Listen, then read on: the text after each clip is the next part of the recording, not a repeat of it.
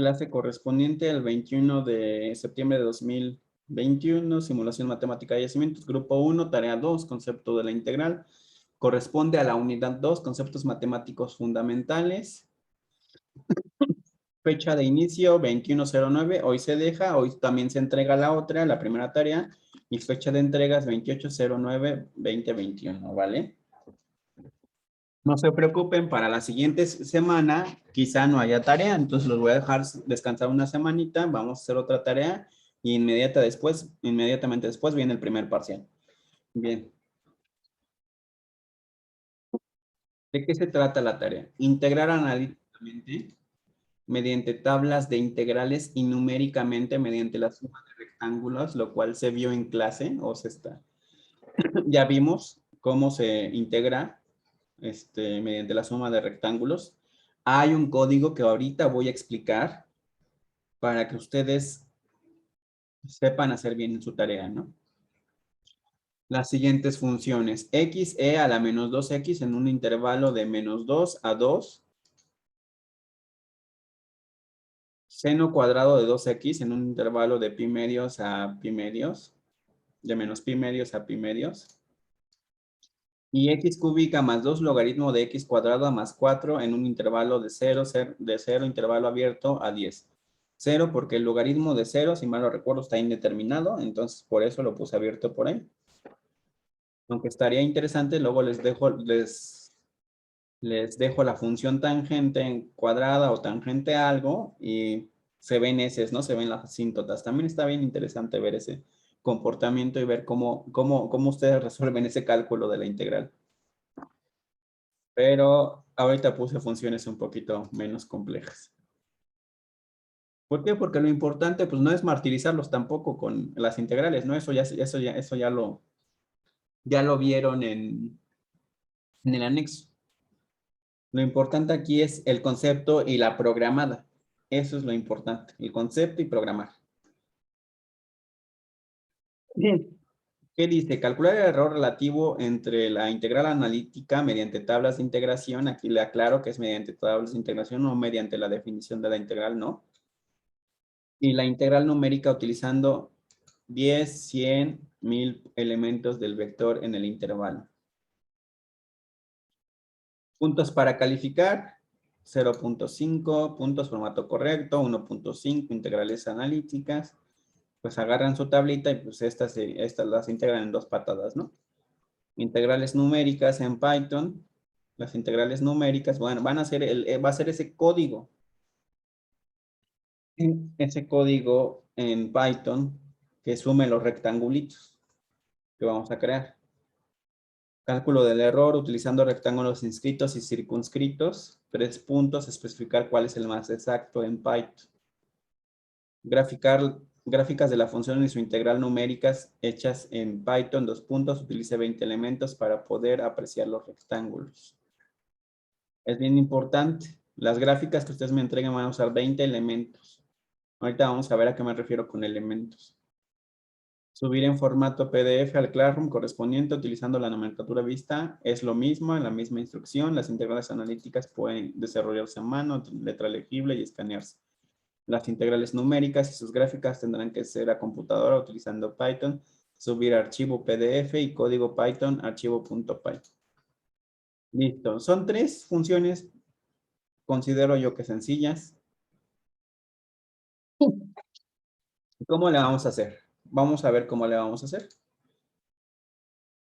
Voy a crear un archivo nuevo. Voy a irme al Classroom. Esto es Google Drive. Me cambio a su grupo 01. Voy a trabajo de clase. Esto es como si yo fuera un estudiante, por eso hago todos estos pasitos. Yo puedo ver ese que dice concepto de integral y lo bajo.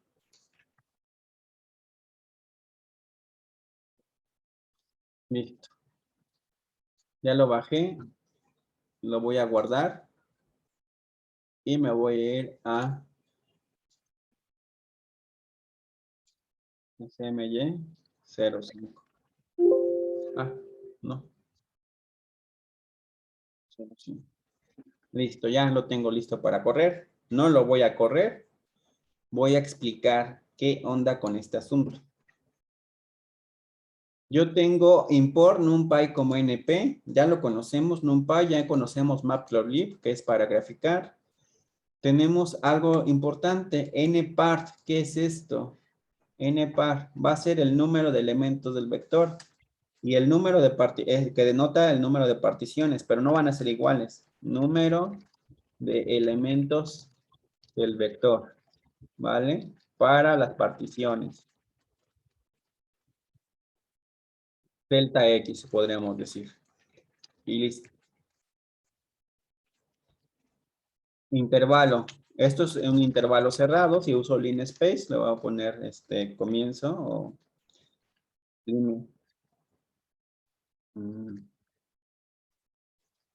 ¿Cómo le pondré? Límite superior, límite por la izquierda, límite por la izquierda, límite por la izquierda del intervalo y límite por la derecha, ¿no?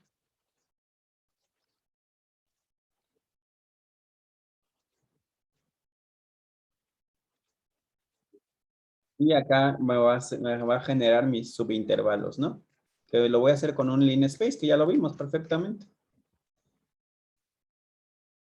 Genera subintervalos.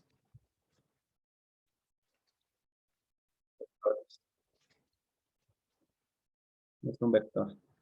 Bien, vamos a ver, antes de continuar, vamos a ver, puse el ejemplo x cuadrada porque yo siempre hago los fáciles y ustedes hacen los un poquito más complicados, ¿no? Que realmente, pues, no están tan complejos. Vamos a ver qué necesitamos para integrar. Me regreso, me regreso, me regreso. ¿Y qué necesitamos? Aquí está. A ver, yo necesito dividir y calcular tanto mi base de mis rectángulos como mi altura. Yo ya generé mi x0 hasta xn con el vector linspace. ¿Sí están de acuerdo que lo hice con eso? Que generé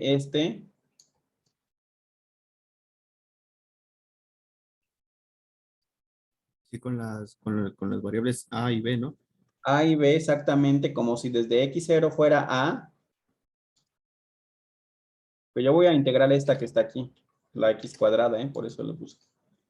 Aquí es A y aquí es B. Y mi n es n-par que le puse.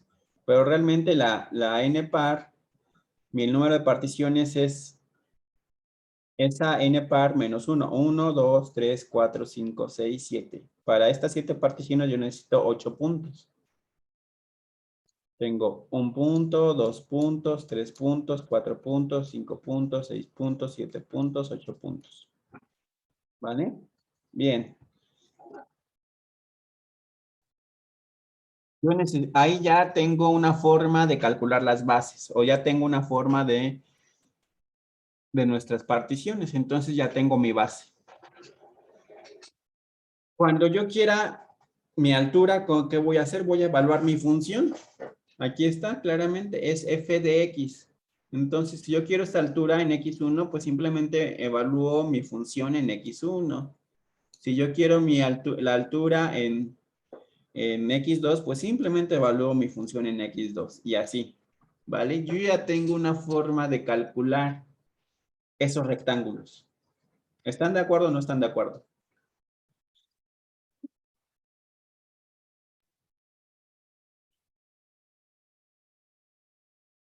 Sí, no, ¿por qué? No estoy de acuerdo, no estoy entendiendo, se vale. Lo vuelvo a explicar, porque es una tarea y quiero que la entiendan.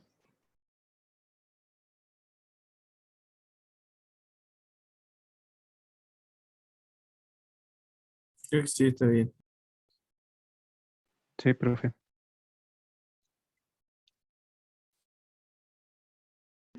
Yo sí quiero que lo vuelva a explicar, profesor, por favor. Yo también, profe. Vamos a hacerlo así. Manera número 2 de explicar esta cosa.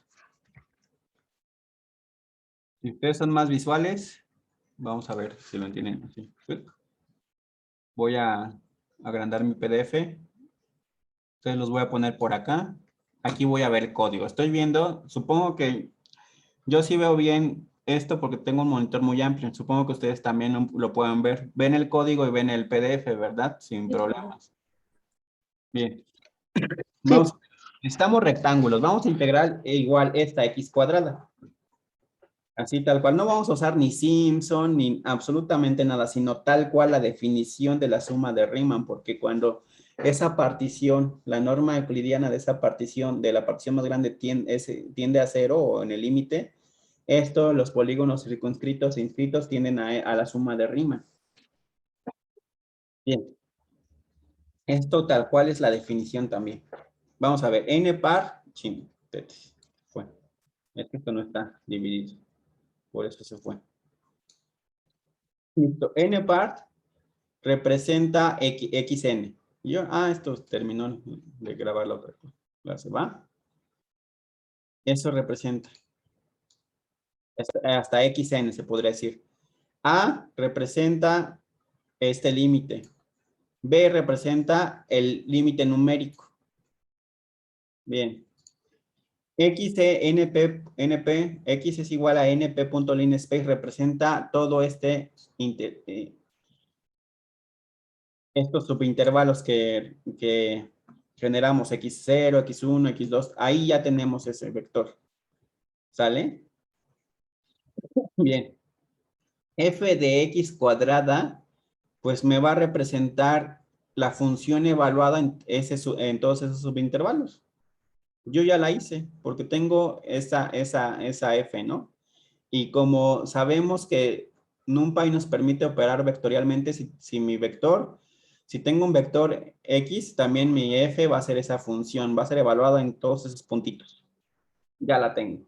Mi INF va a ser la integral analítica, la que yo integré por tablas, que en este caso va a ser, esta integral sería X cúbica sobre 3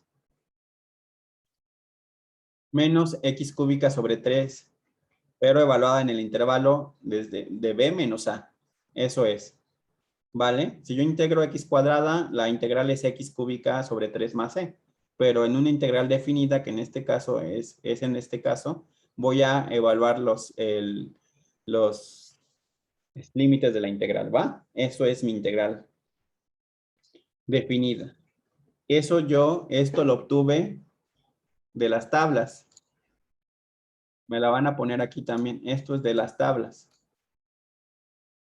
Bien, yo ya tengo todo, pero ¿qué me hace falta? ¿Cómo hago para calcular realmente estos rectangulitos que yo necesito? Todos estos rectangulitos. Y luego sumarlos, porque eso es. Tengo que sumar todas estas áreas para yo aproximarme al área bajo la curva, que es lo que quiero, que es lo que me hace, lo que me calcula mi integral definida. ¿Vale? Eso lo voy a hacer mediante un ciclo for. Entonces está for y in range, o sea, for desde y en el rango de 0 a n par menos 1. ¿Por qué n par menos 1? Bien, yo estoy calculando mi delta de x. Esta delta de x es un subintervalito, es este, ¿sale? O es esta, la que tienen aquí en la imagen. Esa es mi delta de x. ¿Cómo la estoy calculando? xy más 1 menos xy. Es decir, yo me estoy adelantando. Si empiezo desde 0, siempre voy a tener 1 adelante. Entonces, yo lo que estoy haciendo en este cálculo es restar de este menos este. Voy a ponerlo con puntito. Para obtener ese delta de x, ¿no? El primerito. Y cuando mi ciclo for va avanzando en y es igual a 1, entonces voy a restar x2, donde está mi x2, menos x1, y voy a tener mi delta de x. Eso es lo que estoy haciendo con este pasito. Calcular mis bases de mis rectángulos. ¿Sale? Me falta calcular mis alturas. Ah, pues mi función es x cuadrada. Ya la hice también. Si yo veo aquí para los polígonos circunscritos, tengo que calcular en x y más 1 para que me dé esta altura. Esta altura, esta altura, esta altura, esta altura, esta altura y esta altura. Vale, tengo que evaluar mi función. En este caso, pues es bien simple. Yo tengo f de x y mi función es x cuadrada, x más 1, la elevo al cuadrado y se acabó el asunto. Bien, ¿cómo le hago para sumar esas áreas? Yo tengo un vector suma, perdón, una variable suma que yo declaré aquí arriba en la 19. Suma es igual a 0, siempre voy a empezar de 0.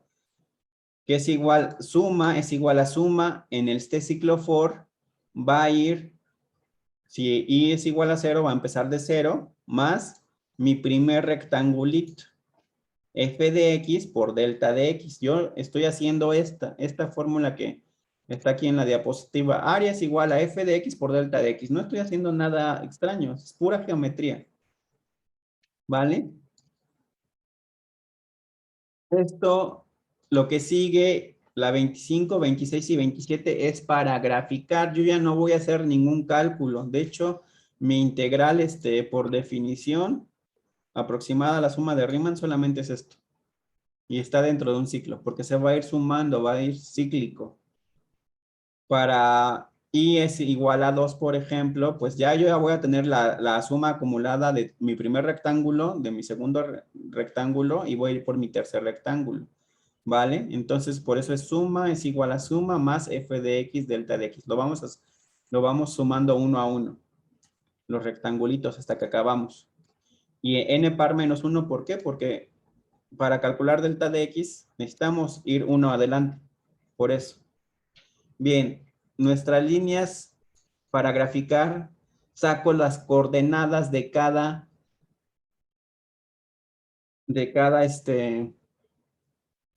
rectangulito. Por ejemplo, x y en 0 me va a dar voy a tomar ejemplo el zoom que tengo aquí. Me va a dar la coordenada, la primera coordenada me va a dar esta, ¿vale? La segunda coordenada, xy en f de x. Entonces, la segunda coordenada, esta, en xc y yc, esta me va a dar esta coordenada. ¿Vale? Lo que estoy tratando de hacer es cerrar un polígono. Eso es lo que estoy tratando de hacer para graficarlo, así como está en el libro, así como está, perdón, en la imagen de la diapositiva, así voy a graficar yo para ver el concepto. Bien. Entonces, xy más 1 en f de x, ¿qué me dará? Xy más 1 en f de x, ¿me va a dar este punto o me va a dar este punto? ¿Me va a dar el superior o me va a dar el inferior? X1 más f de x. X1 y f de x. ¿Cuál me va a dar de esos dos? El superior, ¿no? Exactamente, el de arriba. La tercera coordenada, me va a dar esto. Bien. La cuarta coordenada, entonces, ¿a cuál pertenece? A la inferior. Exactamente. Xy más 1 en 0. Entonces, pertenece a esto. Y yo ya cerré mi polígono, que para eso sirve mi comando plt.fill, para graficar superficies cerradas o polígonos cerrados. Para eso lo ocupan. Si yo le pongo acá otras coordenadas y cierro perfectamente eso, puedo graficar un pentágono, un hexágono, etcétera. Pero en este caso necesito 4 coordenadas. ¿Por qué? Porque estoy tratando de rectángulos. XC, YC. Y el comando nuevo, el que no les he enseñado hasta este momento, es fill, que grafica un polígono cerrado. Entonces ya damos X, Y, C y lo va a graficar uno a uno. ¿Vale? Primero un rectangulito, después otro rectangulito en este for. Les damos la primera coordenada, el fondo va a ser blue, el color del borde va a ser negro, azul y negro, y la transparencia va a ser 1. Esto es lo único nuevo que les sé que está aquí. Básicamente lo que va a hacer, y ya después va a generar todos esos rectangulitos en una misma gráfica, y ya ahorita ya puedo quitar esto. Y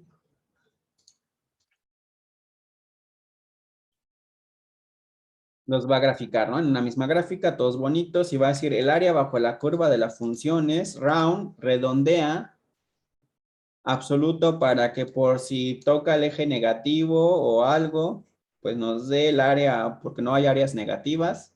Lo que pueden hacer es cancelarse una y otra. Sin embargo, ustedes van a saber si están bien o están mal cuando integran analíticamente eso, y si ese absoluto va o no va. Suma, esto va a redondear y le va a poner 7 decimales, que creo que es un montón, le va a poner 5, ¿no? Bien. Voy a correr el código. Ah, ya la regué. Lo está corriendo con 1000 particiones.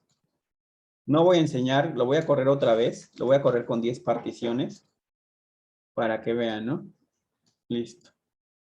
Plots. Ahí está nuestra área bajo la curva. Esta no me gusta, esta va al final.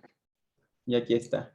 Esto es lo que hicimos. Acabamos de hacer exactamente el ejemplo que viene en la diapositiva con programación. Está genial porque no fue mucho.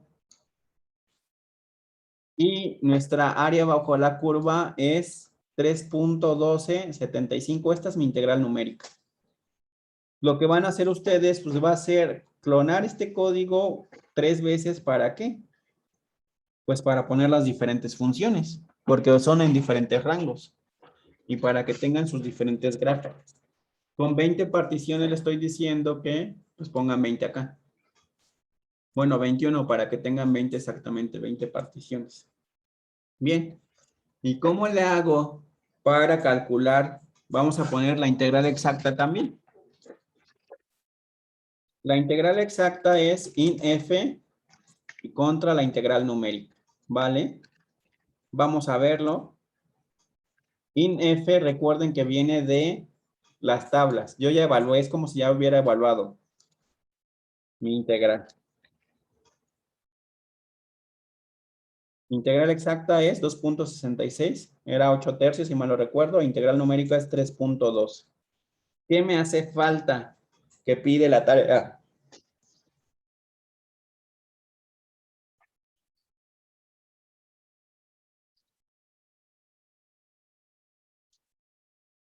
A ver, ¿qué me hace falta que pide esta tarea? Yo ya integré analíticamente. Yo ya integré numéricamente una función. ¿Y qué me hace falta? El cálculo del error. ¿Vale? ¿Cómo se calcula el error relativo?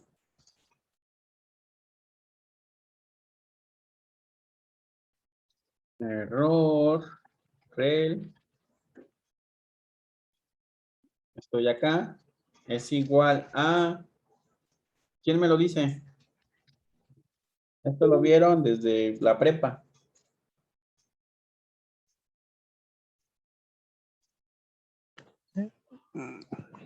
Sería el valor verdadero menos el valor calculado sobre el valor verdadero. Ujú. Así es, así de simple.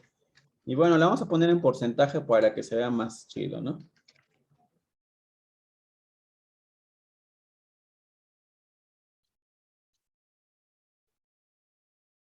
Y todo esto, sí, le puedo poner un por cien ahí, pero me gusta ser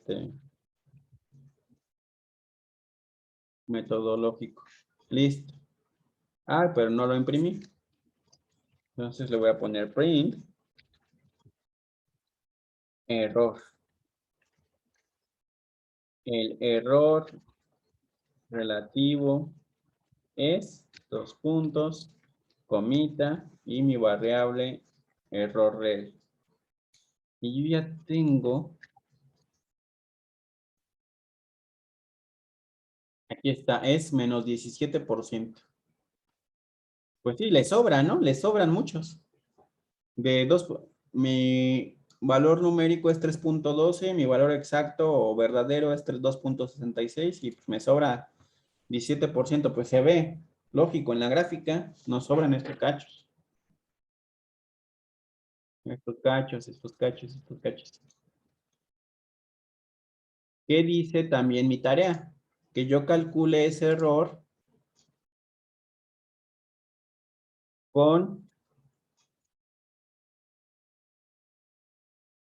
utilizando 100, 1000 y 10,000 particiones.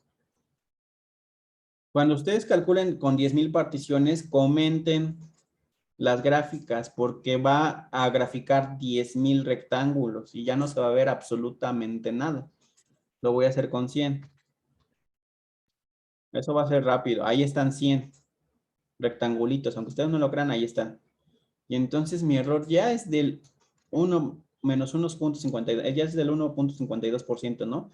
Y ya me acerqué con mi integral numérica 2.707. 2.66. Está bien loco esto, ¿no? Le voy a poner con 1000. Ya se va a tardar más.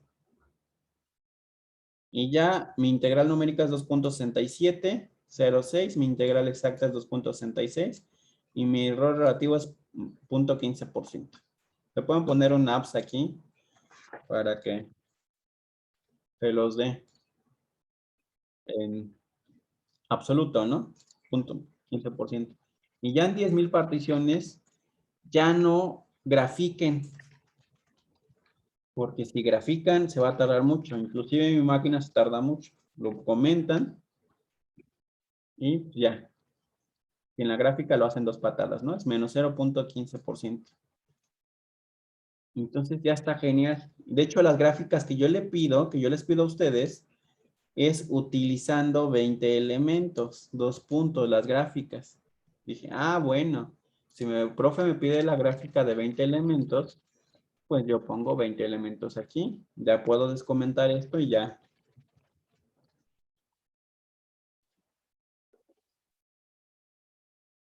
Ahí está la gráfica que me pide, ¿no? Esta la copio, la pego, y ya. La guardo. Ven que es bien sencillo y cuando yo utilizo muchos elementos, por ejemplo, si yo no grafico, vamos a ver, cuando mi partición sale más pequeñita, ahora sí yo puedo generar 1,000,000 de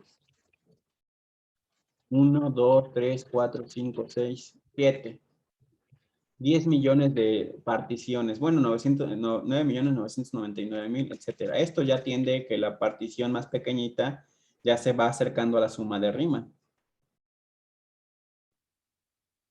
Vamos a ver, lo corro. Ahí está, ¿no? Mi error relativo ya tiene milésimas, ya te das hasta 10 milésimas. Y ya, fíjense, grande Riemann, 2.666, mi integral numérica y 2.66. Ya cuando mi límite ya está, ya hice 10 millones de sumas aquí. Qué loco, ¿no? No las grafiqué porque se va a tardar 2 días ahí. No, ya ahí, ya es mejor decirle que pare, ¿no? Que no vamos a graficar. Nada más queremos visualizar el concepto. Pero ya vieron que cuando hacemos nuestras particiones más pequeñitas, sí tiende a la suma de Riemann. Y pues nuestra integral numérica y analítica y exacta ya se parecen. Genial. Ahora viene otra cosa. Ustedes pueden jugar mucho con este código. No hay ningún problema. Alucínense que todo lo que vimos en cálculo, aquí lo podemos programar. Y es lo bonito.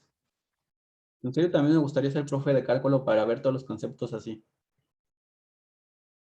Bueno. Regresamos a nuestro objetivo. Ya tenemos estos, como ustedes lo pueden ver, son rectángulos circunscritos, o sea, se sobresalen. ¿Cómo le hago para hacer lo que me pide acá? Dice que calcule el error entre rectángulos inscritos y circunscritos. Ya tengo circunscritos. ¿Cómo le hago para hacer los inscritos? ¿Qué modifico? Ahí tengo circunscritos y arribita tenía inscritos. ¿Qué modifico?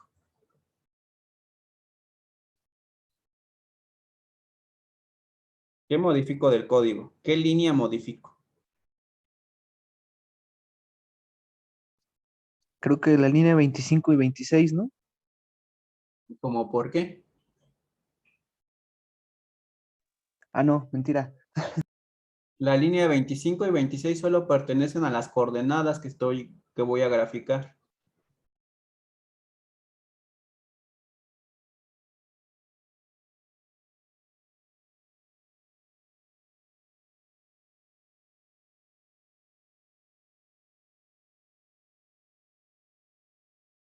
O sea, esto no lo voy a tocar. Lo que tengo que tocar es, la base va a seguir siendo la misma, pero ¿dónde evalúo mi función? Ya no. Estoy evaluando en I+1. Y aquí si se fijan, otra vez vuelvo a la grafiquita. ¿En dónde tengo que evaluar mi altura? ¿En I o en I+1?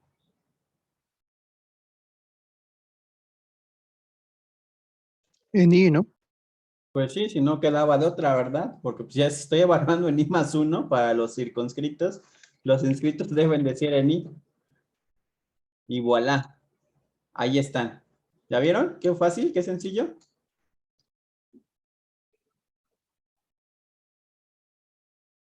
Y ahora me falta, ahora mi integral exacta pues, siempre va a ser 2.66, mi integral numérica es 2.23, ahora me falta área. Antes me sobraba, ahora me falta. Está genial, o sea, nada más con una modificación del código ya puedo obtener. Yo veo estos errores, lo reporto y veo cuál es más exacto. Miren, ahorita apréndanselo. Para las particiones, vamos a ponerlo aquí, no es, bueno, no hay necesidad de aprenderlo. Este error es 16.04 y con inscritos, para circunscritos es 17.28. ¿Cuál fue más exacto? ¿Cuál fue el que más se aproximó?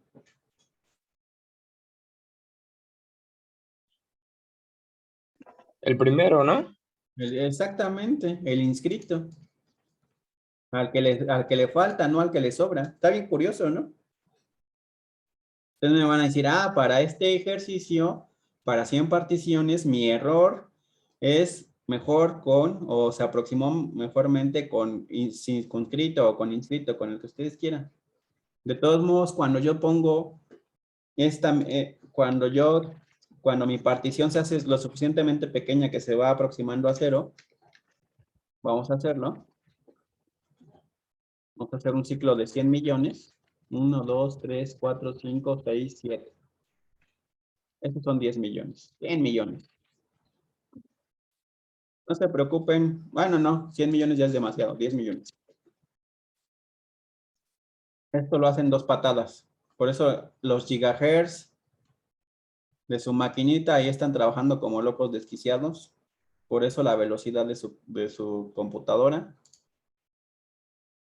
Porque está haciendo ahorita, sí, está sumando hizo 10 millones de veces. Y mi error relativo ya es nada.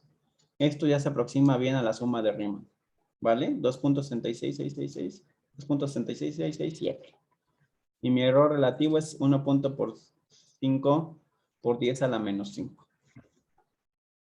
Para eso sirven sus maquinitas. Hacen la velocidad que tiene marcada su máquina es las operaciones por segundo que puede realizar. Realmente es la velocidad del reloj, las operaciones por segundo.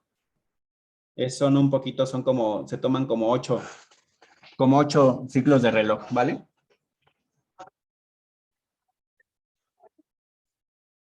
Entonces, así, ya está su tarea ahí. ¿Alguna duda, pregunta? Básicamente vamos a usar el mismo procedimiento para todas, profe, y nada más van a variar nuestras funciones. Exacto. Mismo procedimiento, varían su F, varían la integral, esta la obtuvieron de las tablas y les tiene que dar similar.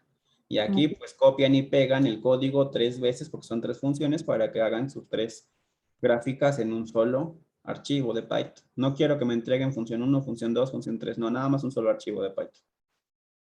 Ok. Ujú. Y aquí pueden jugar. Muy bien. Listo. ¿Alguna duda, pregunta? Porque ya me voy a saltar a la teoría.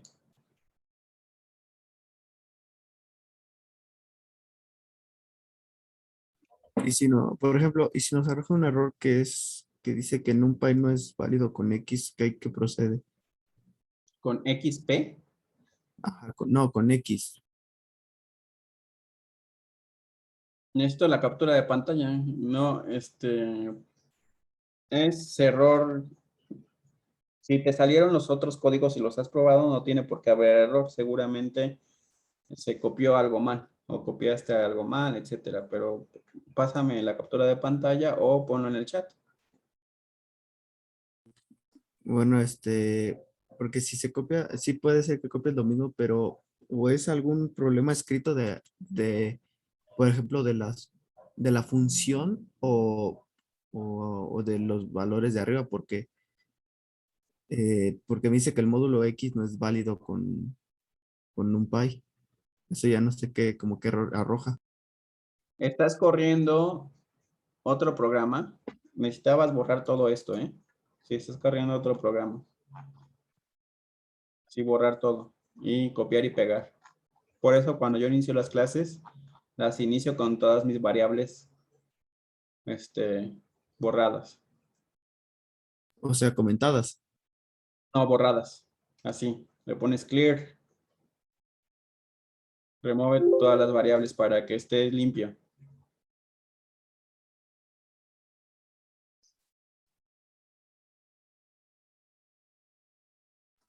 Profe, y si quiere todas las funciones en un solo código, al momento de que usted lo corra, bueno, se lo vamos a entregar unas comentadas para que nada más corra, por ejemplo, de la primera función y luego corra la segunda y luego la tercera. Pues es que las pueden poner, no es necesario que le pongan X, le pueden poner X1, X2, X3, etcétera, Ah, ok. para que los corra todos de un solo jalón. Ok, profe. La solución que me dices está bien, pero si para que yo los analice más rápido, pues le pueden poner X1, X2 y la F1, integral de 1, etcétera. No necesariamente se van a llamar X, siempre X. No, le pueden poner el nombre que quieran. Vale, gracias. Sí, Francisco, bueno, tu error seguramente está en algo que se copió, o sea, te aseguro que si voy y utilizo la máquina de atrás, el código corre perfectamente. Entonces hay que checarlo ahí. O borrar todas tus variables. O reiniciar Spider como buen informático, ¿no? Si lo copiaste tal cual, si hubo una modificación, Sí, de hecho ya lo reinicié varias veces y borré lo que ahora intenté lo que me dijo usted. No, sigue pasando lo mismo. pásame por el chat.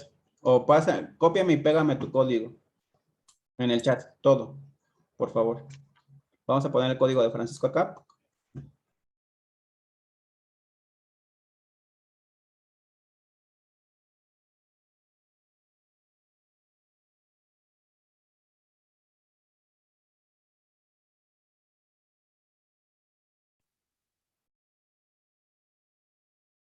Problema 1. Así. Sí, le digo porque los otros dos, bueno, el 2 y el 4 sí me corrieron perfectamente, excepto estos que llevan como una función así. Pero eso es de la tarea de... Sí, pero le digo que estaba buscando ese error y jamás, no lo podía encontrar. Pues sí va a estar diciendo NumPy no tiene el atributo X. Vamos a ver. NP, NumPy como NP. Ok, esto está bien. Esto es 100. No, aquí está tu primer error. 0 a 16 con 100, que esto es 100 particiones, 100 espaciamientos, ¿no? No puede haber un espaciamiento de 100. Esto, si vas a usar un intervalo cerrado, utiliza linspace. Así para que se haga 1 sobre np.x cuadrada. N ¿Por qué x cuadrada? No, vas a elevar.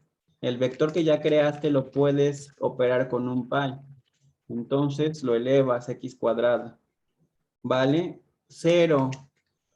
Esta función se va a indeterminar, entonces lo vas a poner, por eso dice intervalo abierto, desde 0.1. Nu, ¿qué es nu? No Ahí importa. dice, Derivada. np.x cúbica, no. Esto es así. ¿Por qué? Porque cuando tú estás llamando np, estás refiriéndote a las funciones o a los objetos dentro de NumPy. X jamás va a estar dentro de NumPy. X es un vector que tú creaste. ¿Vale? Entonces va a ser X solito. Hx igual a menos 14.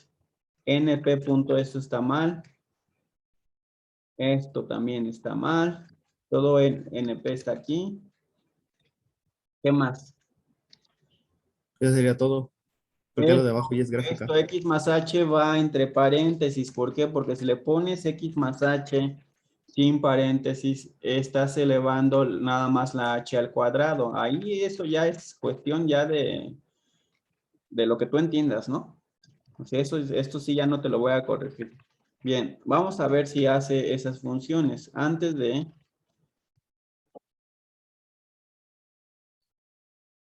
¿Y ahora qué dice? Que no soporta este tipo de operadores. Vamos a ver, ¿por qué no lo soporta? Este cierra. 1 sobre x cuadrada menos 1 sobre x cuadrada. No. R, ¿qué es R? Vamos a ver. Desde acá. ¿Por qué vas a importar el número ahí? Aquí está. Line space 0. 0.016.100.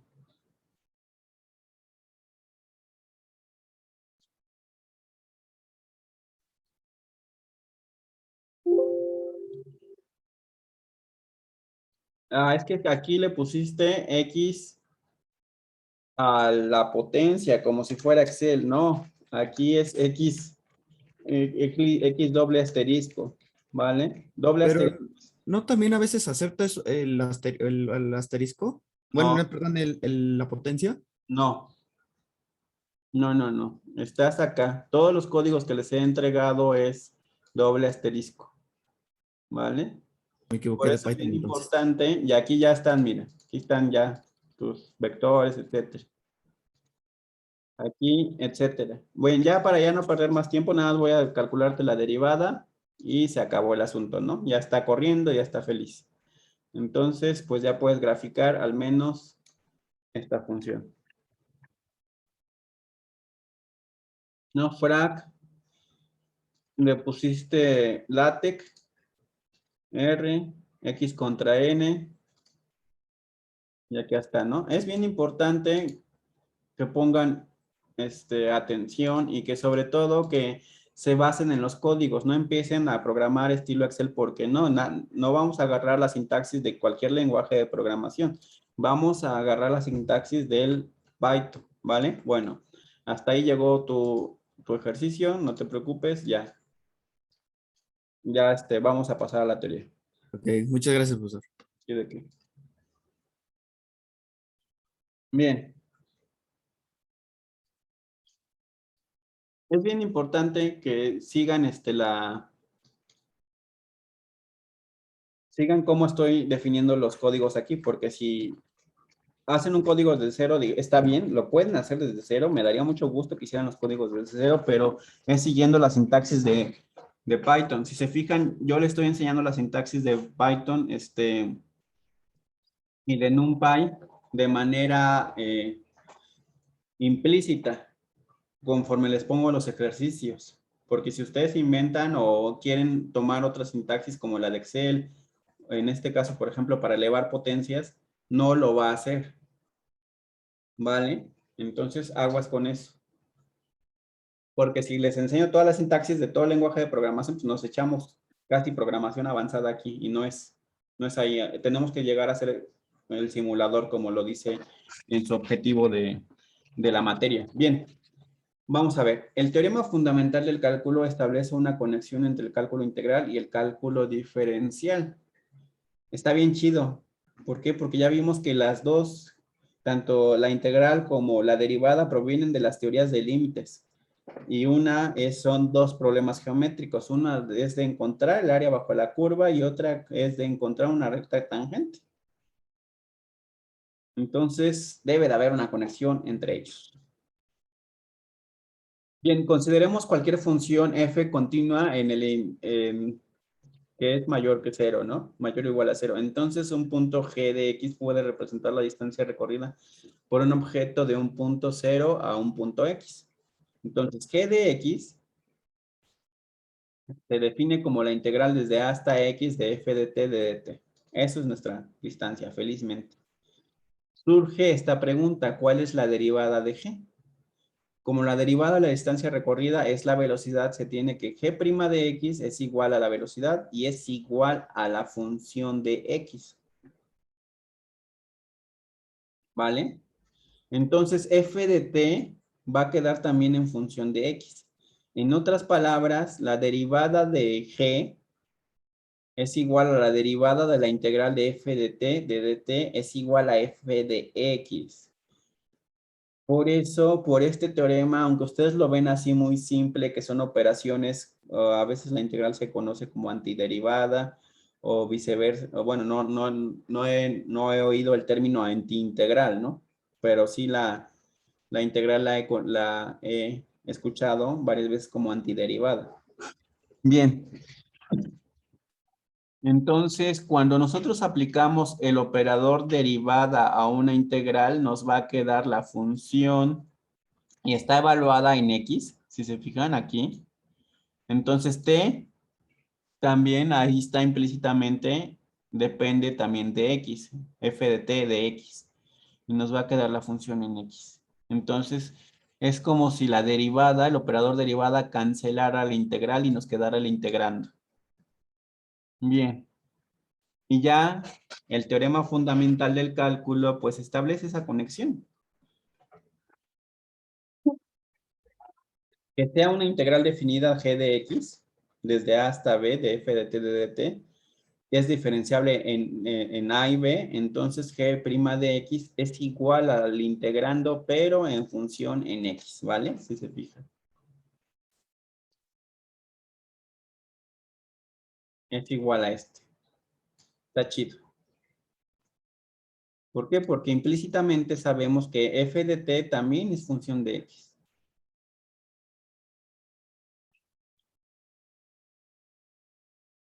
¿Vale? Entonces es así como se establece la conexión entre el cálculo diferencial e integral con el teorema fundamental del cálculo. Esto sí lo vieron en el anexo. Precisamente yo creo que sí, sin problemas. Hasta aquí todo es felicidad. Ya vimos conceptos fundamentales, derivada, integral, teorema fundamental y lo que los une. Vamos a ver las herramientas básicas. Lo que yo llamo los teoremas básicos para deducir las ecuaciones de balance, en este caso en medios porosos. ¿Vale? Balance de masa en medios porosos. ¿Cuáles son esas herramientas básicas? Derivada material, derivada convectiva, teorema de transporte de Reynolds, teorema de la divergencia. Esas son las herramientas básicas. Y esas herramientas básicas se ven en cálculo vectorial. ¿Vale? Pero antes de ver esas herramientas básicas, antes de yo aventarles las fórmulas ahí y decirles que esto es así porque así lo manda la ley de Dios, no, hay que entender de dónde surgieron y cómo se relacionan. Porque hay dos puntos de vista o dos sistemas de referencias clásicos en la mecánica clásica, en la mecánica convencional, para hacer los cálculos. Uno es el sistema de referencia lagrangiano y otro es el sistema de referencia euleriano. ¿Vale? Entonces hay que checar todos esos conceptos. ¿Para qué? para que entendamos en dónde estamos parados, qué herramientas estamos utilizando matemáticas. Porque si yo los pongo a programar, les pongo un montón de ejercicios y no sabemos de dónde vienen, no tiene absolutamente nada de caso.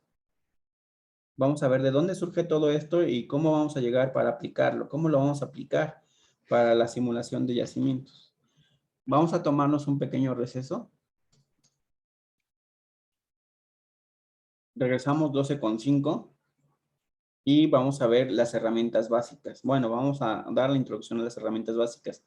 Posteriormente vamos a ver el código SMY05 y después el SMY06. Obviamente será en una clase el jueves, ¿vale? El que no tenga equipo, por favor, empiece a formarlos porque yo voy a rifar el viernes o voy a sortear, mejor dicho, mediante un programa de Python, los temas a exponer. Bien. Entonces vamos a tomarnos un descanso, analicen lo que estamos haciendo y vamos a continuar con las herramientas básicas. Bien. Dejo de compartir un ratito y pauso la grabación. Descripción lagrangiana y euleriana. Lo voy a explicar yo para que pues sea un poquito más entendible y lleguemos a lo que tengamos que llegar el día de hoy. Bien, a lo que está planeado para esta clase. En dinámica de fluidos, la descripción lagrangiana del campo de flujo es una forma de mirar el movimiento del fluido, donde el observador sigue un cúmulo de fluido individual mientras éste se mueve a través del espacio y el tiempo. Trazando la posición de un cúmulo individual a través del tiempo, se obtiene la línea de corriente del mismo. Esto puede ser visualizado como estar en un bote e ir a la deriva por un río. La descripción euleriana del campo de flujo es una forma de mirar el movimiento del fluido que se centra en lugares específicos en el espacio a través del cual fluye a medida que pasa el tiempo. Esto puede ser visualizado como sentarse en la orilla de un río y ver el paso del agua por la ubicación fija. Bien, pues aquí hay dos puntos de vista o dos sistemas de referencia. Imagínense que ustedes fueron a Acapulco, están felizmente en la playa tomándose una cerveza, tomándose un jugo, tomándose un coco con ginebra, ¿no? Algo así. Y alguien de su familia, ¿saben qué? Decide, pues, vámonos a subirnos a la banana, ¿no? Eso sin denotaciones de alguna de alburera o algo así, no, simplemente es un ejemplo. Y ustedes saben que yo no me quiero mojar o saben que pues yo estoy disfrutando de mi cervecita hasta que me la acabo. Bien, ustedes ven, su vista alcanza a ver hasta cierto punto. Ustedes están sentados en un punto fijo, son un sistema de referencia euleriano. Cuando ustedes ven pasar a su familia en la banana o en una moto acuática, etcétera, entra en su sistema de referencia y sale, la pierden de vista, ¿vale? Y el que va montado en la moto acuática, pues va en otro punto de vista, va siguiendo el fluido. Eso es un sistema de referencia lagrangiano. Entonces, hay dos puntos de vista. Si yo estoy fijo y solamente miro pasar en lo que entra o sale por las fronteras o por mi campo de visión, estoy en un sistema euleriano. Y si yo interactúo y me voy moviendo con el fluido, más bien me voy moviendo con el fluido y hasta que, pues lo analizo hasta que me interese, pues estoy en un sistema de referencia lagrangiano. Ahora les pregunto yo, bueno, ¿cuál sistema de referencia creen que utilicemos en simulación matemática de yacimientos? Un ejemplo, Euleriano. el euleriano. ¿Por qué? Porque pues, los pozos no se están moviendo, ¿no? O lo que se mueve es el fluido. Y finalmente vemos entrar y salir el fluido de un pozo, por ejemplo, o de una sección del yacimiento entero. Entonces utilizamos la descripción euleriana, que es la que se utiliza básicamente en toda la mecánica de los medios continuos. Toda esta teoría que vamos a ver, todo lo que viene acá de fluidos, de flujo de fluidos en medios porosos, todo todo tiene como base la mecánica del medio continuo, de los medios continuos. De hecho, toda la mecánica que utilizamos generalmente. La mecánica no me refiero a piezas mecánicas, no, la mecánica es una rama de la física que estudia precisamente los efectos de los fluidos o de los objetos a nivel macroscópico, ¿vale? Entonces, todas esas cosas, todos esos fenómenos. Todo es, por eso también se divide en mecánica cuántica, que ya es a nivel micro, a nivel partícula, y en mecánica clásica. Y de la mecánica clásica se estudia con la mecánica de los medios continuos. Está genial. Bueno, continuamos.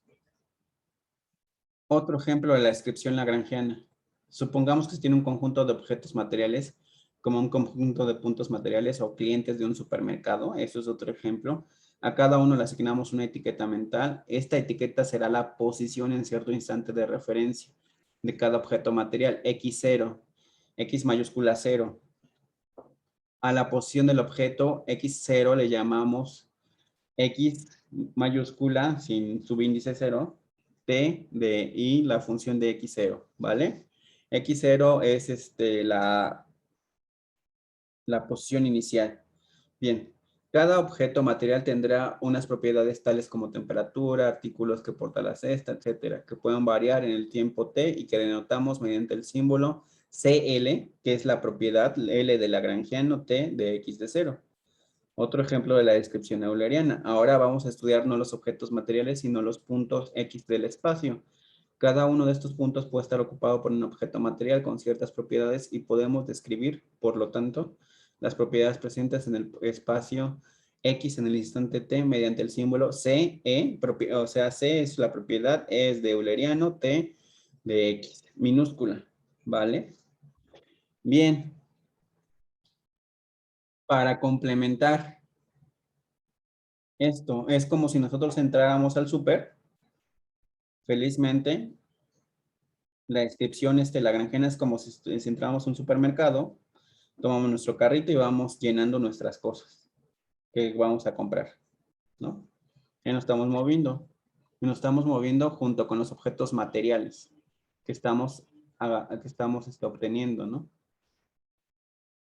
Pero en el súper generalmente hay cámaras y ellos nos están observando. Pero entramos y salimos de esos puntos de referencia. Eso es una descripción euleriana y nos están estudiando realmente. Lo que nos estudian son los guardias de seguridad, ¿no? Que tomamos, que aventamos en nuestra carrita, que nos metemos a la bolsa, ¿no? Por si alguien quiere robar algo, no me estoy refiriendo a ustedes, sino pues, ¿qué ha pasado? Entonces lo están observando, lo están estudiando. Entonces ellos están en un punto de referencia fijo y están estudiando mediante un sistema de referencia euleriano, pero entran y salen. O luego dicen, favor de girar las cámaras a tal lado, ¿no? Entonces, pero ahí solo porque solamente tienen un rango de visión. Bien. Eso es otro ejemplo de las descripciones. Ahora sí viene lo matemático, viene lo un poquito complicado. Relación entre ambas descripciones. Ya vamos, ahora se los he platicado, el concepto. Ahora matemáticamente, ¿cómo vamos a ligar esto? Bien. Al menos de forma simbólica, podemos establecer rápidamente de qué forma están relacionadas las descripciones, lagrangiana y euleriana. Supongamos que la partícula X0 ocupa en el instante T la posición X mayúscula T de X0 mayúscula es igual a X minúscula. Las propiedades de la partícula según la descripción lagrangiana son las propiedades del punto según la descripción euleriana. ¿Vale? Hay una igualdad en este caso de propiedades. ¿Por qué? Porque un sistema o la misma partícula de fluido o el mismo cúmulo de fluido o el mismo cúmulo material que estamos analizando coincide con la descripción lagrangiana y la euleriana. Es decir, para que esto pase, nuestro sistema de referencia móvil, que es el lagrangiano, se mete en el sistema de referencia euleriano fijo, ¿vale? Y la relación matemática está en la ecuación 13.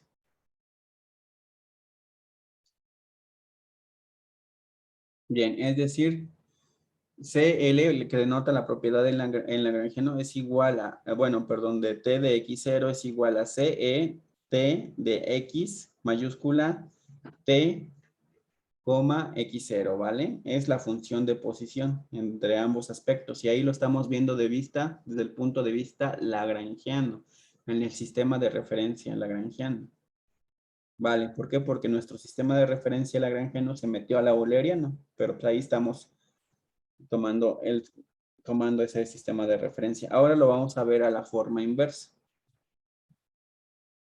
Bien, de igual manera que la trayectoria de las partículas X0 nos sirve como una aplicación que pasa del espacio de las etiquetas asociadas a los puntos materiales, es decir, sus posiciones iniciales X mayúscula 0, al espacio de los propios puntos X minúscula. Podemos hacer la transformación inversa, al menos que si no hay fenómenos singulares tales como el colapso de dos partículas materiales y su unión en una única partícula. Eso no pasa en la mecánica clásica, entonces podemos estar seguros que no va a pasar eso. Formalmente y con cierto abuso de notación podemos escribir la transformación inversa X inversa de T de X minúscula es igual a X0.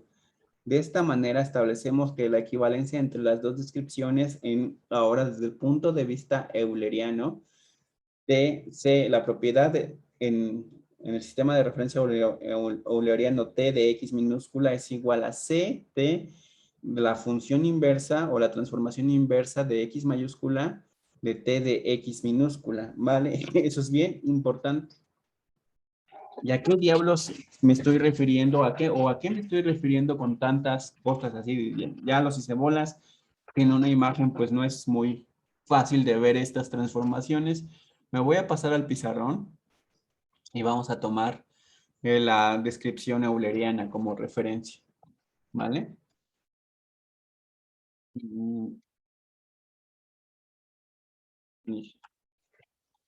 Bien. Bien, imagínense ahora que nosotros tenemos acá nuestro sistema de referencia euleriano. Está denotado por X minúscula 1, X minúscula 2, X minúscula 3. Y por alguna extraña razón, así es como si fuéramos la cámara del supermercado, nosotros vamos a estar en movimiento. Entonces aquí llevamos nuestro carrito. Pero nosotros nos estamos moviendo indistintamente, ¿no? En las tres dimensiones, como salga. Y aquí es X mayúscula 1, X mayúscula 2 y X mayúscula 3. Aquí vamos nosotros. Aquí está el fenómeno que queremos estudiar, la partícula de fluido, las propiedades. Me voy a agrandar el pizarrón para que quede grabado. Ahí no estaba así. Esto es lo que tenemos nosotros. La relación entre ambos sistemas desde el punto de vista euleriano, aquí para estudiar es que T, voy a escribirlo con negro para que se vea. Nuestra propiedad que queremos estudiar, CE de T en X vector minúscula, es igual a CL en T de X a la menos 1. Estoy haciendo la función inversa para encontrar las coordenadas de T en X. ¿Vale? Eso es lo que tengo y ya cierro mi paréntesis. Entonces, esa me relaciona los dos sistemas coordenados. Una, el móvil, que es el lagrangiano, y el fijo, que es el euleriano. Bien. Entonces, es así como yo tengo esa relación. Lo que yo quiero estudiar está pasando.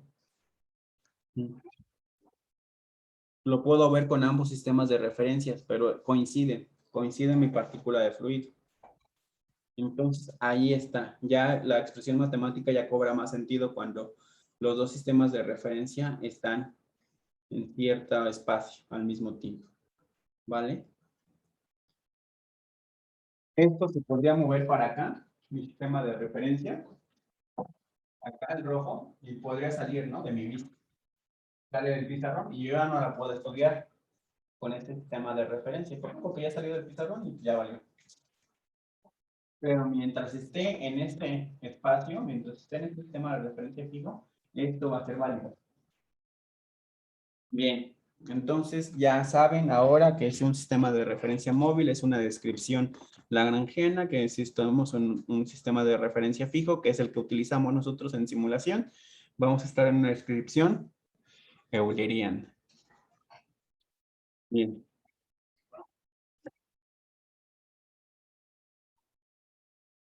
Voy a empezar a compartir de nuevo.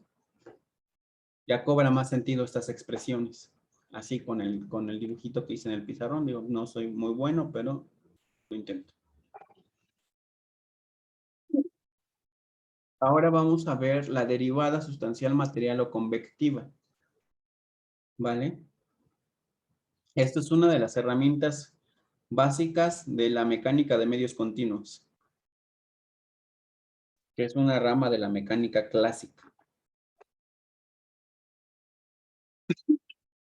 Sobre todo para estudiar fluidos y sólidos. Bien. A la hora de estudiar el movimiento de los fluidos, ¿hasta aquí alguna duda de las dos, perdón, de las dos puntos de vista, de los sistemas de referencia? Porque ahorita lo estamos platicando. Ya ahorita vimos una expresión matemática. ¿Pero hay alguna duda?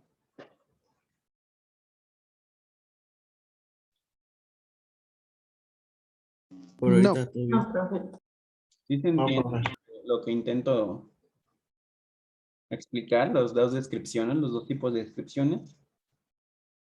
Bien, si no hay duda, vamos a continuar. Bueno, ya vimos que a la hora de estudiar los fluidos pueden adoptarse dos marcos, dos grandes marcos de descripción, ¿no? Que ya los vimos. Por una parte, podríamos usar una descripción en la que la única variable independiente a la hora de analizar la evolución de una magnitud característica cualquiera del campo de fluido sea el tiempo. Por sus características, la variable fundamental a calcular en este tipo de descripción es la posición de las partículas fluidas. Sin embargo, salvo en situaciones muy particulares como el transporte de partículas, la dispersión de aerosoles, esta descripción no se utiliza habitualmente utilizada. Eso está mal escrito, lo voy a corregir. Esta descripción no se utiliza. En su lugar, podemos usar una descripción en la que tanto el tiempo como la posición sean variables independientes. De este modo, una variable cualquiera se definirá mediante una función del tipo phi es igual a phi r de t, ¿no? R de t ya representa la posición. Esta es la conocida como la descripción euleriana, es la que siempre utilizamos nosotros. Que es la que habitualmente se utiliza para plantear las ecuaciones de la mecánica de fluidos. En esta descripción, resolver el problema equivale a encontrar el campo de velocidades. ¿Cómo ven? Les hago la pregunta. Ustedes en caracterización dinámica, cuando hacían una prueba de pozos o cuando simulaban, calculaban una prueba de pozos, ¿qué encontraban? ¿Cuál era su objetivo?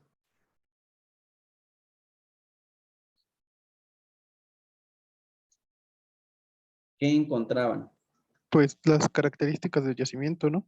Ajá, sí, pero eso lo interpretaban. ¿A través de qué prueba o a través de qué era fundamental? Variaciones de Las pruebas de presión. las pruebas de presión, ¿no? Finalmente, todo se resumía a pruebas de presión. Y si yo tengo esos gradientes de presión, ¿qué puedo calcular?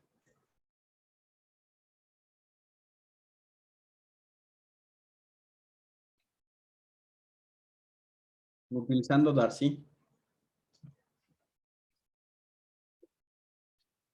La velocidad. Exactamente, todo se resume. Aunque ustedes no lo vean así, que hacen pruebas de presión para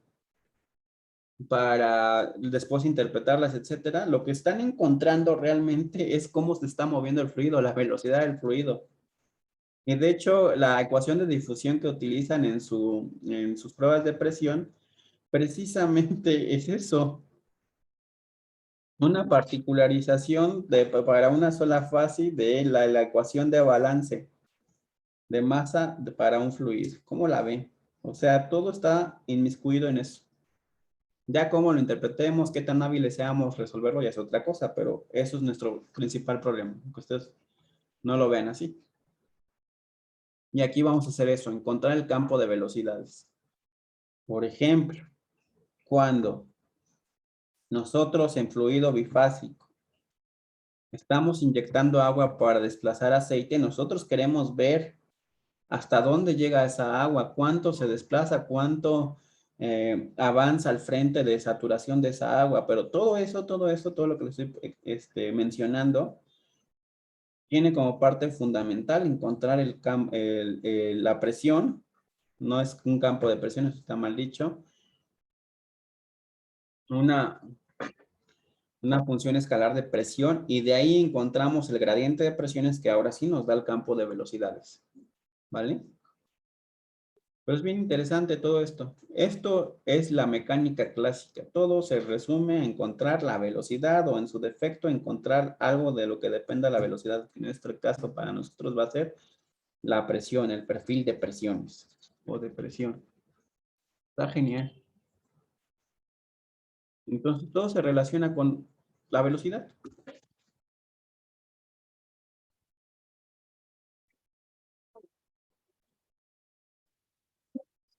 Bueno, una vez expuestas las descripciones posibles, es lícito preguntarse cómo se define el cambio de una magnitud en cada una de ellas, o lo que es lo mismo, cómo se calculan las derivadas, ¿no? En el caso de la descripción lagrangiana, la derivada simplemente es la derivada temporal de phi en dt, la 17. En el caso de la descripción, ¿por qué es simplemente eso? Pues bien, porque nos vamos moviendo con el sistema de referencia. Recuerden que lo estamos siguiendo en la descripción lagrangiana. Entonces solamente vamos a ver el cambio en el tiempo, no exactamente en la posición. ¿Por qué? Pues porque nos vamos moviendo. En ese caso, la descripción euleriana del cálculo de las derivadas no es tan inmediato. Efectivamente, a la hora de describir cómo cambia una magnitud del fluido, debemos tener en cuenta que la posición y tiempo son variables independientes. ¿Por qué? Vamos a verlo en el pizarrón. Stop share. Pues porque yo estoy aquí paradito, en el sistema de referencia, yo estoy siguiendo un fluido acá. Primero está acá y de repente se nos mueve y viene a parar por acá, ¿no? Entonces aquí mi X cambió.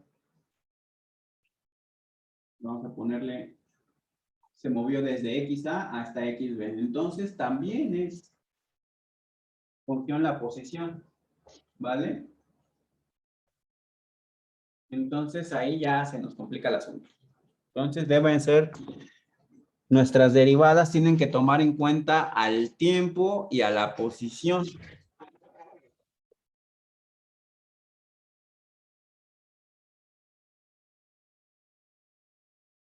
Entonces, si tenemos en cuenta esto en cuenta y calculamos la variación temporal de una magnitud asociada a un punto material a medida de que dicho punto material se mueve, debemos de operar como sigue.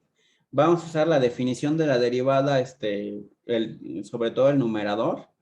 Entonces, la diferencial de phi es igual a phi de x más dx, x negrillas es vectorial, t más dt, menos x vector, coma dt, ¿vale? Menos phi de x vector, coma t. Esto es literalmente la definición de la derivada, pero de dos variables, bueno, una vectorial y una escalar, que es vectorial es la posición, escalar es el tiempo. Y ahí estamos. Pero nosotros queremos calcular de phi en dt. De phi, la 18 la podemos escribir como la 19. ¿Vale? Esa diferencial que está arriba en la 18 la podemos escribir como la 19. Bien. ¿Por qué? Porque si ustedes le hacen ingeniería inversa a esta fórmula que les doy, realmente no es de mi interés darles todas las deducciones, sino la deducción de la ecuación general sí, y la deducción de la derivada sustancial, pues no está bien hecha, estoy abusando o se está abusando de cierta notación, pero quiero que vean el concepto de dónde proviene. Si yo opero este gradiente, que está aquí, gradiente de phi, tengo mis variaciones en cada dirección, y JK, que lo estoy viendo en, o X, Y, Z, o X1, X2, X3, y lo estoy viendo en 3 dimensiones, ¿no? Y acá tengo la parte temporal, ¿vale? Entonces, como si yo dividiera mi diferencial en el espacio y una diferencial en el tiempo para que me dé el resultado de la ecuación 18.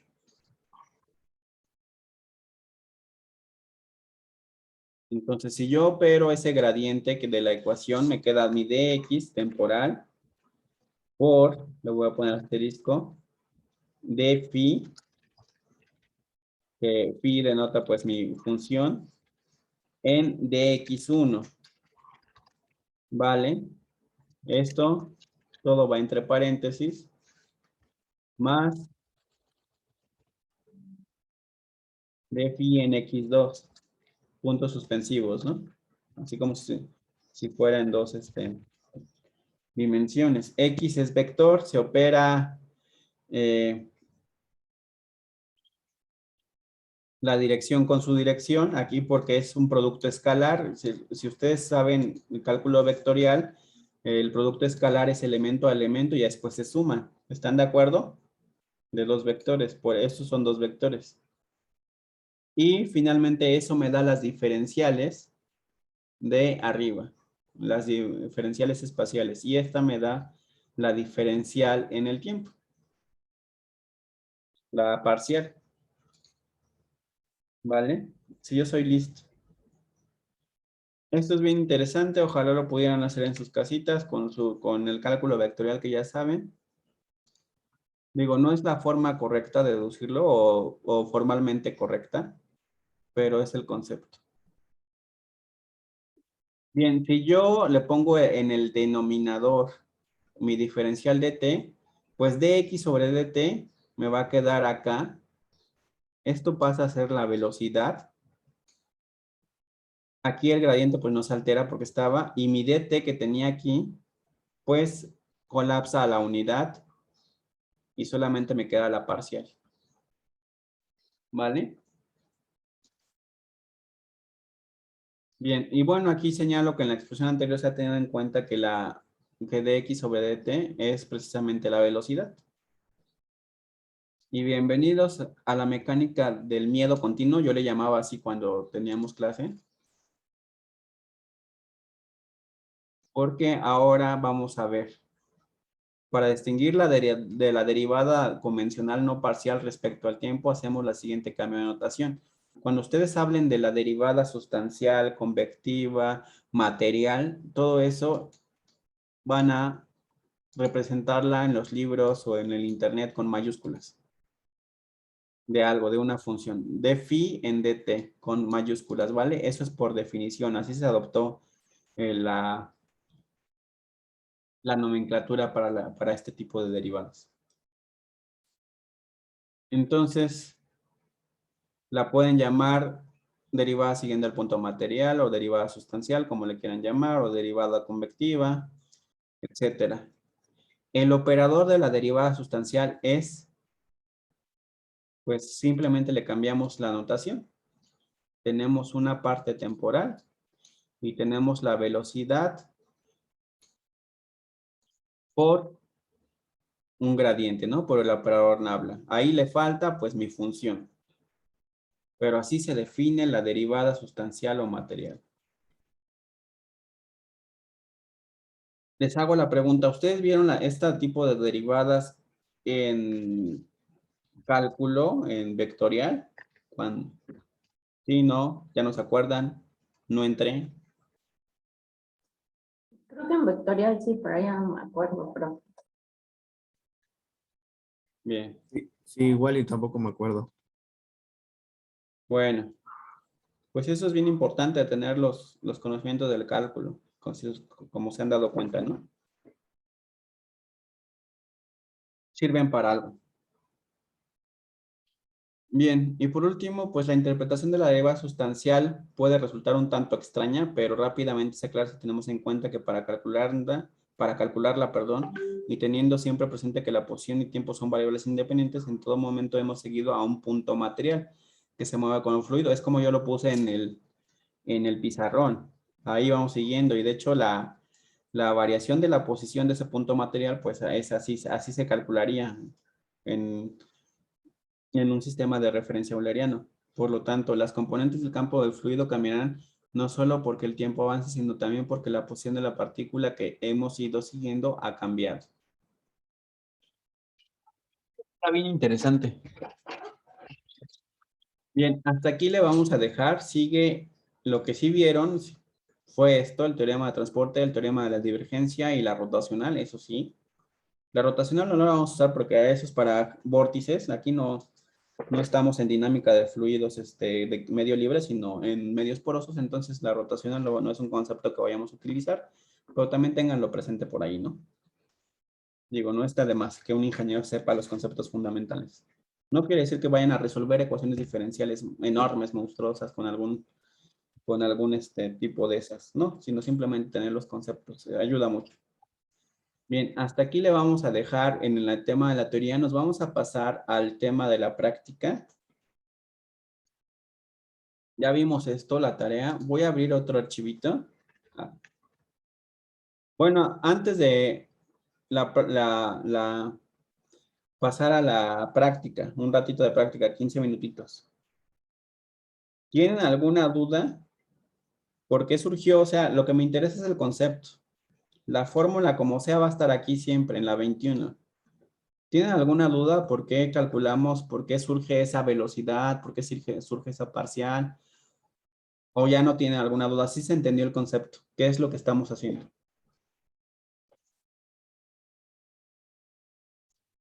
de esta derivada?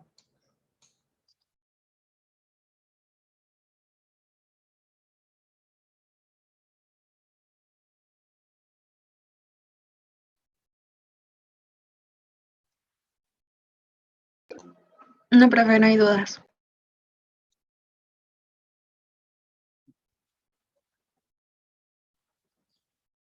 Bien, entonces, para finalizar o como concepto, pues estamos calculando la variación de una propiedad, ¿no? Pero en un sistema de referencia euleriano, pero nos damos cuenta que, pues ahí también como la posición va cambiando de esa partícula de fluidos que estamos siguiendo, y también por lo tanto van a cambiar sus propiedades. Por eso acá tenemos que la función phi puede cambiar, por eso es parcial.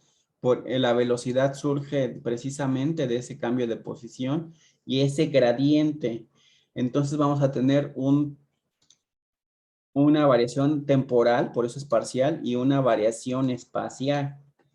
Está bien bonito. Eso es lo que denota. Por eso se le llama convectiva, porque tenemos una variación temporal y una variación espacial. Bien. De hecho, de esta surge el teorema de transporte de Reynolds. Vamos a ver. Ahora vamos a ver el código 05. Este está bien sencillín. Vamos a copiarlo, pegarlo y vamos a bajar el archivo que viene con él, con el código 05, que es este Excel.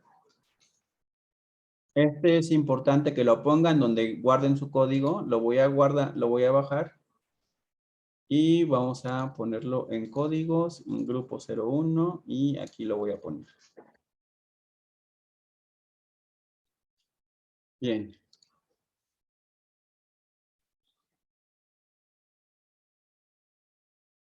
¿Qué hace? Miren, este código dice SMY09. Hay que ponerle el mismo nombre del archivo.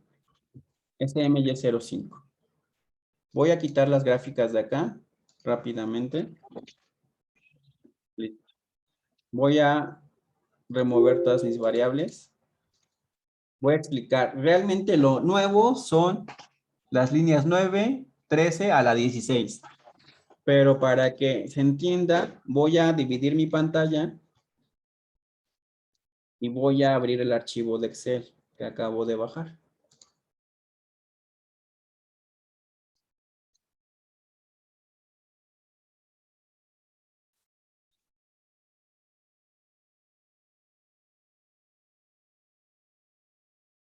Listo. Ahí ustedes también pueden apreciar el archivo de Excel abierto que acabo de bajar. Y esto. Voy a iniciar. Bien. ¿De qué trata este código? De leer un archivo de Excel. Vamos a leer estos datos y vamos a trabajar con ellos en Python. ¿Por qué? Porque es más fácil utilizar Python que un Excel. Después lo van a ver por qué. En algunas situaciones, ¿no? Nosotros como ingenieros va a ser más fácil utilizar un lenguaje de programación que el Excel mismo. Vamos a ver, aquí leemos datos. Primero, la línea 9 importa una nueva biblioteca que vamos a ver. Import pandas ASP. Panda significa panel data y es para tratar estructuras de datos. Después, la línea 13, creamos esa estructura de datos llamada datos. Le pueden poner el nombre que quieran. Con pd.read Excel. Esta instrucción nos va a leer el archivo de Excel llamado SMY05. Le tienen que poner su extensión, ya sea XLS o XLSX. XLSX es para del 2013 en adelante, para versiones del Office 2013 en adelante, y XLS es del 2013 para abajo, ¿no? Muy bien. Eso es lo que hace. Lee todo esto. La hoja de cálculo. Va, la encuentra y la lee. Basada en el nombre del archivo. Esta es la manera más sencilla de leer archivos de Excel. Posteriormente, ya tengo mi estructura de datos. Voy a comentar esto. Ya tengo mi estructura de datos. Ahora mi línea 14 pres me va a separar de esa estructura de datos np.array. Va a crear un arreglo, un vector, a partir de la estructura de datos llamada datos, pero desde la columna de presión PCIAS con el nombre esta, que es exactamente este nombre que tiene aquí. Y estos 4 puntitos me van a decir que lea todos los datos hacia abajo. ¿Vale? Todos los datos. En este caso son 10 datos. De 215 hasta 2015. Lo mismo para mi factor de volumen. Lo mismo para mi viscosidad. Mi factor de volumen va a leer esto, y viscosidad va a leer esto. ¿Vale? Perdón, no va a leer, ya está leído. Va a apartar o va a extraer esos datos de la estructura de datos y la vamos a guardar en un archivo o en un vector, perdón, no en un archivo, en un vector llamado BGB y MUGB. ¿Vale? Eso es lo que está haciendo. Ya la hicimos, ya leímos. Vamos a ver las variables. Ya nada más para que se vea, pres se va a referir a estos datos, BGB se va a referir a estos, la segunda columna, y MUG se va a referir a la tercera columna. Ahí estamos haciendo. Y la estructura de datos va a referirse a todos estos datos. Ya leyó, esa es la que lee realmente. Todos estos datos, la que dice read. Todos estos con su encabezado, de hecho. Con el encabezado. Leyó toda esta estructura. Vamos a ver eso, pero en... deja de compartir, me equivoqué. Pero en el explorador de variables.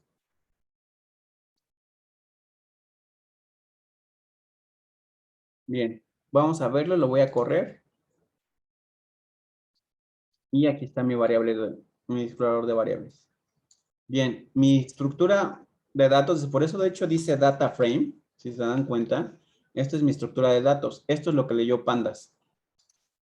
Y ya, ahí está mi estructura de datos con sus encabezados, con su índice y con los datos, ¿vale? Eso es todo completo, tanto caracteres como valores de punto flotante, que en este caso serían estos. ¿Va? Entonces, eso es lo que hace la línea 13. Ya después la línea 14, por ejemplo, press, crea el vector press, es un arreglo de NumPy, y extrae los datos de presión de esa estructura de datos. Presión, aquí está. Y si lo comparamos contra mi data frame, pues vean que corresponde a la presión, ¿no? Ahí está, 215, 215, y así. Entonces, ya con esa simple instrucción, nosotros podemos trabajar con press, con el factor de volumen del gas y con la viscosidad del gas. Y esto, la 22 a la 28, pues ustedes ya saben perfectamente que es para graficar, figure, plot, xlim, ylim, label, grid y title. Ustedes ya saben perfectamente que es para graficar. Y pues ya, y aquí tienen su gráfica. Ya estamos trabajando con los datos que extrajimos con nuestro data frame de Excel. Ahora, con estos poquitos datos, ¿es conveniente que yo trabaje con Python realmente? Si voy a utilizar esos datos en un simulador o algo así, son curvas de presión, por ejemplo, tengo que interpolar las viscosidades, tengo que interpolar los valores del factor de volumen con respecto a la presión. Les voy a aplicar un tratamiento, sí es importante que podamos extraerlos y trabajarlos acá. Si nada más les pido la gráfica, pues no tendría ningún sentido, ¿no? Hacer, o sea, digo, pues es en Python, pero pues no tiene ningún sentido porque básicamente yo agarro aquí mi Excel, supongo que inserte mi gráfica y pues sin se acabó, ¿no? Ya tengo mi gráfica ahí, o sea, para graficar pues no es necesario importar todos los datos. Además, la potencia de Pandas radica en que puede tratar cientos de miles de datos o millones de datos, dependiendo ya de la capacidad de su máquina y operarlos de una manera muy rápida. Aquí en Excel ustedes tardarían haciendo su tabla dinámica con Visual Basic, o lo que a mí ya no me gusta o ya no estoy acostumbrado.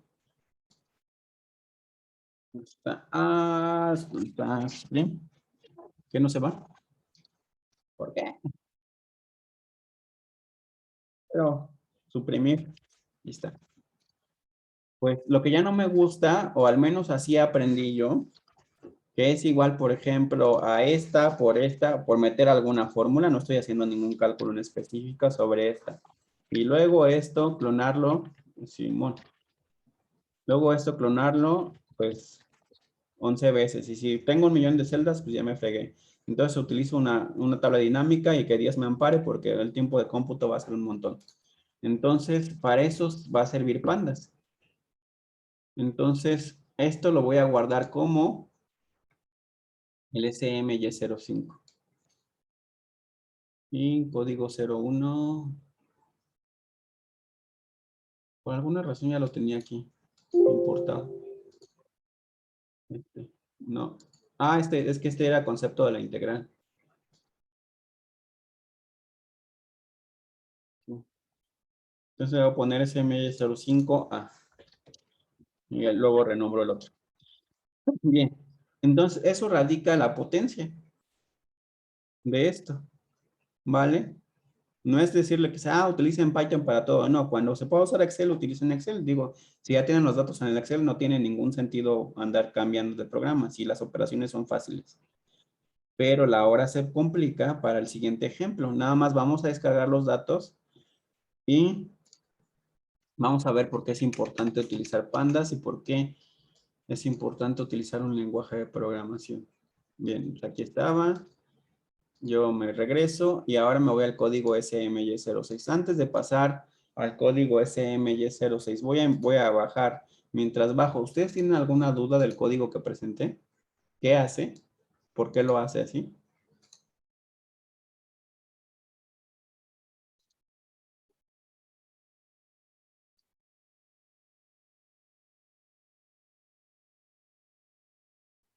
¿No hay dudas?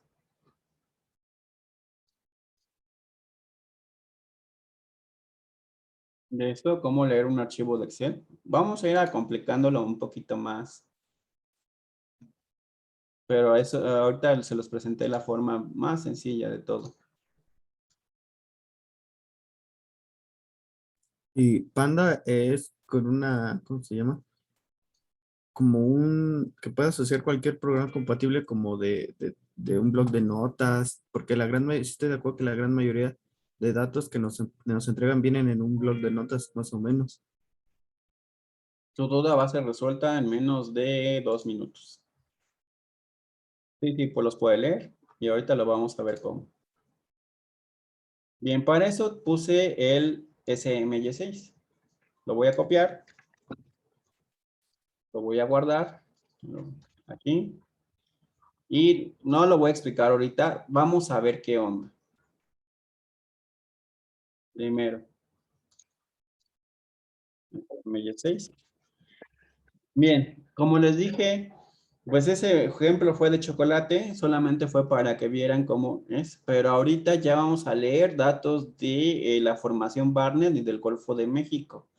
Estos datos vienen de un curso de geomecánica que tomé de la Universidad de Stanford. Bueno, eso obviamente es en línea y fue cuando yo me estaba preparando para ser profesor de ustedes, ¿no?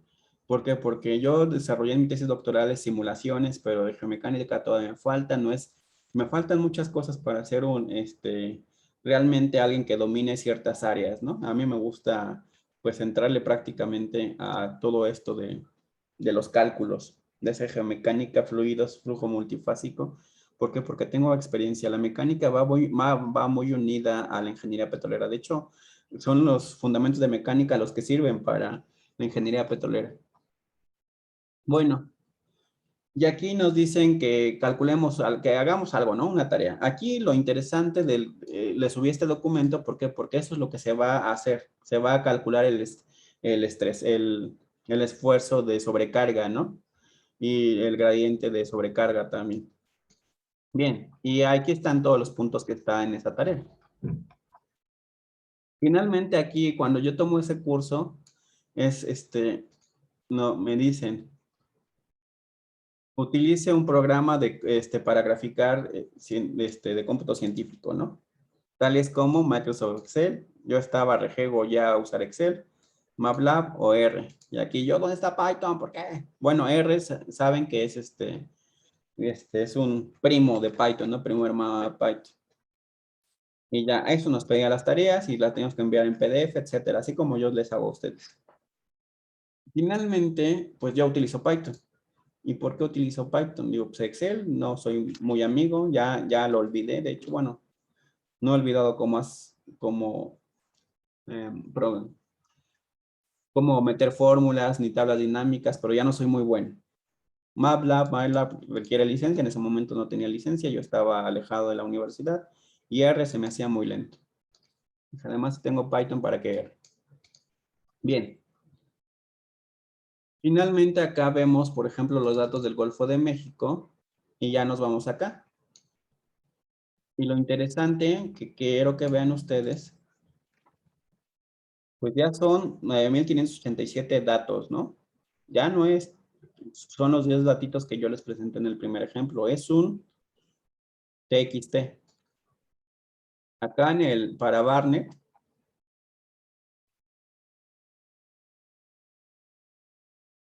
ya son, se me fue el mouse.